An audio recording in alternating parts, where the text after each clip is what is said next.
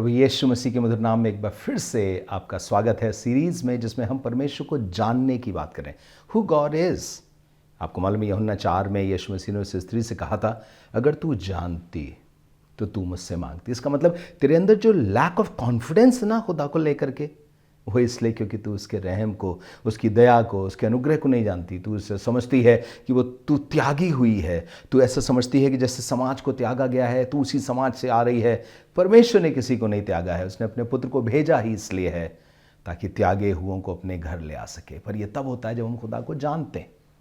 आज फिर से खुदा को जानने की सीरीज में, नोइंग गॉड की सीरीज में, एक बात आपके सम्मुख रखना चाहता हूं और वो ये है, गॉड इज फेथफुल।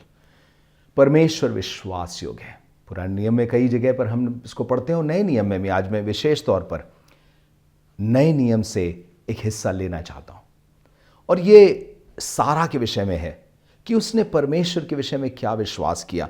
बल्कि मैं सोचता हूं कि सारे लोग जो इब्रानियों 11 अध्याय में जिनका नाम है, चाहे वो एबल का हो यानी हाबिल का हो, चाहे वो इब्राहिम का हो, चाहे वो मूसा का हो, चाहे वो हनोक का हो, इन सब ने खुदा को विश्वास योग्य जाना था। इब्रानियों 11 अध्याय उसके 9 से 11 तक पढ़ रहा हूं।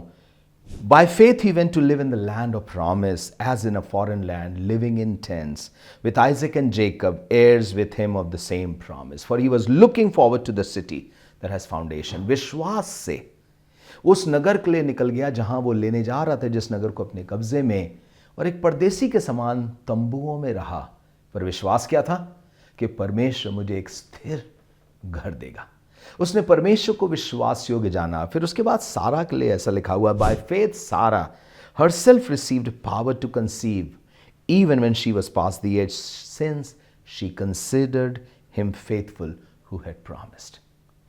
आपने अगर खुदा को यह जान लिया कि वो वफादार है, तो फिर परमेश्वर की सामर्थ्य आप पर आएगी कि आप वो पैदा कर सको जो शारीरिक तौर पर आपके लिए असंभव है।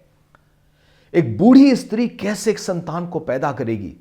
उसके पति की दशा मरी हुई सी दशा हो गई। अब उसके अंदर ऐसी ताकत नहीं कि वो किसी और को पैदा कर सके। पर यह बूढ़ी स्त्री फिर भी एक बात कह रही है, खुदा तो वफादार है। खुदा वफादार है। ये वही है जो हंसी भी है, ये वही है जो इसके मन में अविश्वास भी आया है, लेकिन आज कह रही है, मुझे मालूम है खुदा वफादार है। God is faithful. मैं भी आपसे कहना मांगता हूं, जिस दिन आपको यह भरोसा हो जाए पूरी तरह से कि खुदा वफादार है, तो आप उसकी प्रॉमिसेस के लिए ठहरे रहेंगे। एक देश छोड़ करके दूसरी देश भी चले जाएंगे, जगह छोड़ के दूसरी जगह भी चले जाएंगे, ये जानते हुए कि मैं वहां किसी को नहीं जानती, पर कोई है जो मुझे जानता है और वो सारी दुनिया को अपने हाथ में रखता है।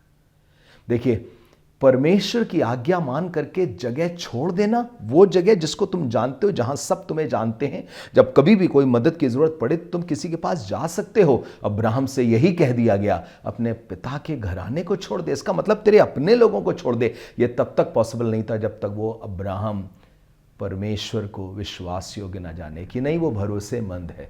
और सारा के लिए भी लिखा है कि उसने ये जान लिया कि परमेश्वर भरोसेमंद है।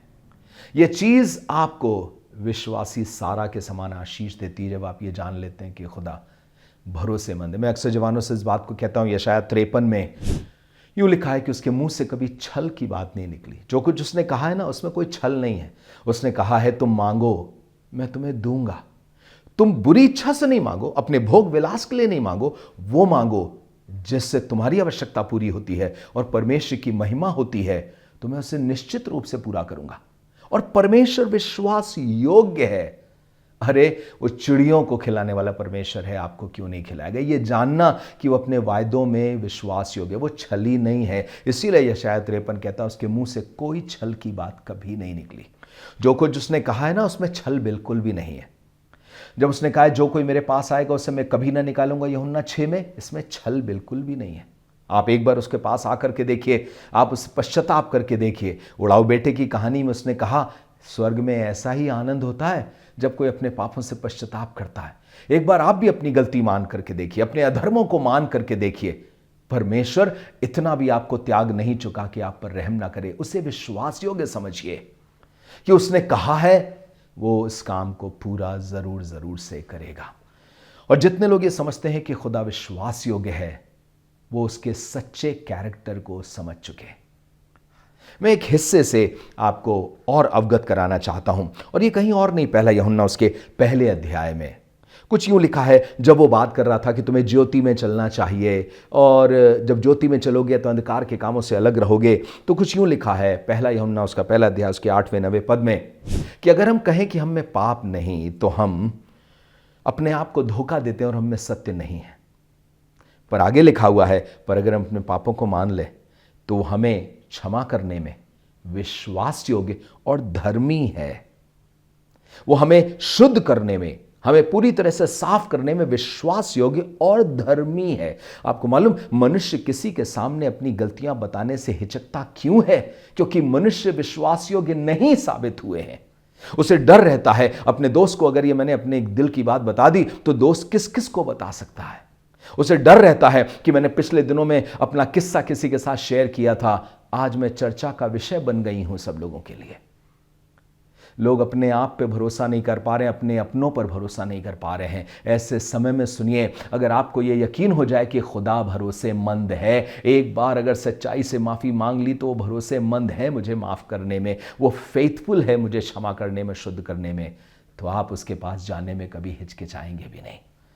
और आदम के साथ यह समस्या हो गई थी कि आदम को यह नहीं मालूम था कि God is also a forgiving God, क्योंकि अभी तक दुनिया में पाप नहीं आया था और इसीलिए वो छुप रहा था। He did not know that God is a merciful one. उसे ये नहीं मालूम था कि वो विश्वास योग्य है और धर्मी है पापों को क्षमा करने में। वो बजाय इसके कि दूसरों पर इल्ज़ाम लगाए, वो हव्वा पर इल्ज़ाम लगाए, हव्वा सांप पर इल्ज़ाम लगाए, अगर ये अपनी गलती मानते तो कुछ और होता। पर इनको मालूम ही नहीं था कि परमेश्वर जो नियम कानून का देने वाला है वो अनुग्रहकारी भी है। खैर, इन सब में भी एक सच्चाई प्रकट हुई, और वो ये कि हमें उद्धार की ज़रूरत है। उस पाप के द्वारा यह पता चला कि हम कंडेमनेशन में जी रहे हैं, हमसे पाप हुआ है, हम नाश हो जाएंगे, और इसलिए परमेश्वर ने अपने पुत्र, इकलौते पुत्र यीशु मसीह को भेज दिया ताकि वो आदम और मेरी जगह, आपकी जगह मारा जाए और हमारे सारे पापों को अपने ऊपर ले सके, ताकि हमें यह बताया जा सके कि वो क्षमा करने वाला परमेश्वर है और वो क्षमा करने में विश्वास योग्य और धर्मी है। जो वर्ड है, he is righteous and he is faithful. जो वर्ड राइचियस, उसका मतलब वो जस्टिस करता है। अगर उसने उनको माफ किया तो आपको क्यों नहीं करेगा? अगर पतरस का इनकार क्षमा कर सकता है तो आपका क्यों नहीं? अगर दाऊद का अपराध क्षमा कर सकता है तो आपका क्यों नहीं? अगर मूसा के अपराध को क्षमा कर सकता है तो आपको क्यों नहीं क्षमा कर सकता वो? अगर उड़ाऊ बेटा जिसने सब कुछ पिता का बर्बाद कर दिया, वो फिर से लौट करके कुछ लेके नहीं आया, पर सिर्फ पश्चातापी दिल लेके आया, जब उसे माफ कर दिया तो आपको क्यों नहीं? और यही बात बताने के लिए परमेश्वर ने नए नियम में इतनी कहानियां दी हैं हमें। वो विश्वास योग्य है। एक औरत थी जिस पे पत्थरवाह किया जा रहा था, वो किसकी तरफ देखे?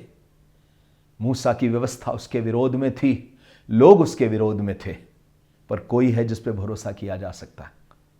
बाइबल में जितनी बार भी विश्वास योग्यता के लिए लिखा है, खासतौर से नए नियम में, आपको मालूम वो विश्वास योग्यता किस बारे में है? कि परमेश्वर तुमको तुम्हारी गलत, दीनहीन, पापी दशा से निकाल करके अंत तक तुमको संभाले रह सकता है। आप परमेश्वर के वचन को पढ़ें तो मैं आपके सामने पढ़ रहा हूं, ऐसा लिखा है इब्रानियों उसके 3 अध्याय उसके 5वें-6 पद में, मूसा भी परमेश्वर के घर में वफादार था, पर आगे ये लिखा हुआ है, पर यीशु एक बेटे के समान वफादार है। याद रखिए, दास सदा घर में नहीं रहता, दास को अधिकार नहीं होता, बेटा घर में रहता, घर में अधिकार होता है। इसलिए पुत्र का अधिकार है उसके घर पर, और वो वफादार है इसलिए अधिकार है। If indeed we hold fast to a confidence. और किस बात को लेकर बात कर रहा था? वो इसी बात को लेकर के बात कर रहा था कि खुदा अपने घर को बनाएगा, आप उसका मंदिर है, वो आपको छोड़ेगा थोड़ी। 2 तिमोथी उसके 2 अध्याय उसके 11-12 पदों से पढ़ रहा हूं कि ये बात सराहनीय, विश्वास योग्य है, ट्रस्टवर्दी है कि अगर हम उसके साथ मरेंगे तो उसके साथ जिएंगे भी, उसके लिए सहेंगे तो उसके साथ राज भी करेंगे, पर अगर उसका इनकार करेंगे तो वो भी हमारा इनकार कर देगा। और आगे लिखा है, और अगर हम अविश्वासी भी हो जाए तो भी वो विश्वास योग्य बना रहता है, क्योंकि वो अपना इनकार नहीं कर सकता। ध्यान से सुनिएगा, परमेश्वर किस बात में विश्वास योग्य है? वो अपना इनकार नहीं कर सकता, इसका मतलब वो विश्वास योग्यता उसकी सबसे पहली किसके प्रति है? परमेश्वर के प्रति, उसकी योजना के प्रति। इसलिए उसने कहा मैं अपने आप से कुछ नहीं करता, जो कुछ मैं पिता को करते देखता हूं वही करता हूं। वो विश्वास योग्यता के साथ पिता की योजना को, पिता के काम को पूरा करेगा। और यूहन्ना 6 बताता है मेरे पिता की मर्जी यह है कि जितनों को उसने मेरे हाथ में दिया उनमें से एक को ना खोऊं। और इसी बात में, इसी सिलसिले में वो कह रहा है कि अगर कभी हम में विश्वास की कमी भी हो जाएगी ना, वो विश्वास योग्य बना रहेगा। पूरी बाइबल उठा करके देखिए, आपको क्या लगता है जब जकरिया को परमेश्वर ने संतान की आशीष दी, उसकी पत्नी एलिजबेथ को यूहन्ना के रूप में संतान की आशीष दी, तो क्या जकरिया विश्वास कर पा रहा था? विश्वास की कमी थी, लेकिन परमेश्वर विश्वास योग्य बना रहा। उस शूनेमिन स्त्री को याद करिए, दूसरा राजा उसके 4 अध्याय में, जब एलीशा ने उससे कहा अगले साल तुझे बेटा होगा, तो उसने कहा अपनी दासी को धोखा ना दे। वो विश्वास नहीं कर पाई, लेकिन आगे लिखा है पर वो स्त्री गर्भवती हुई और ठीक 1 साल के बाद संतान हुई। ये वो लोग जो विश्वास में कमजोर हो गए। पतरस ने चलते चलते पानी में डूबने लगा, क्यों? हवा को देख करके डर गया। यीशु ने उससे कहा हे अल्प विश्वासी। इसका मतलब हम सबका विश्वास कम हो सकता है, लेकिन उसकी विश्वास योग्यता कभी आपके लिए कम नहीं होगी। आपके इस छोटे से विश्वास को भी संभाल करके रखिए, क्योंकि इस छोटे से राई के दाने के बराबर विश्वास से उसकी विश्वास योग्यता सिद्ध होगी। बस उससे यह कहते रहिए मैं तो अपने विश्वास पे भी घमंड नहीं कर सकता, क्योंकि कभी कभी विश्वास में भी कमजोर होता हूं, पर मुझे यह मालूम है मेरा खुदा विश्वास योग्य है। अगर आपको यह मालूम हो गया कि खुदा विश्वास योग्य है, आपके कम विश्वास में भी आपको मजबूती से उठा के खड़ा करेगा और आपके विश्वास को मजबूत मजबूत मजबूत बनाता चला जाएगा। खुदा बाप आपको आशीष दे। वो विश्वास योग्य था, है और अनंत काल तक रहेगा। विलाप गीत 3 अध्याय और उसके 22वें पद में ऐसा लिखा हुआ है और 23वें पद में भी, हम मिट नहीं गए, यहोवा की महाकरुणा का फल है और लिखा है उसकी सच्चाई अमर है। जहां लिखा उसकी सच्चाई अमर है, उसका मतलब है हिज फेथफुलनेस एंड्योर्स फॉरएवर। उसकी सच्चाई खत्म नहीं होगी, वो फेथफुल है। यीशु मसीह पिता के प्रति फेथफुल है, पिता अपनी योजना के प्रति फेथफुल है। हां, यह भी आपको याद रखना है कि अगर उसने कहा है कि न्याय होगा, तो वो इस वचन के प्रति भी फेथफुल है, क्योंकि वचन का इनकार नहीं कर सकता।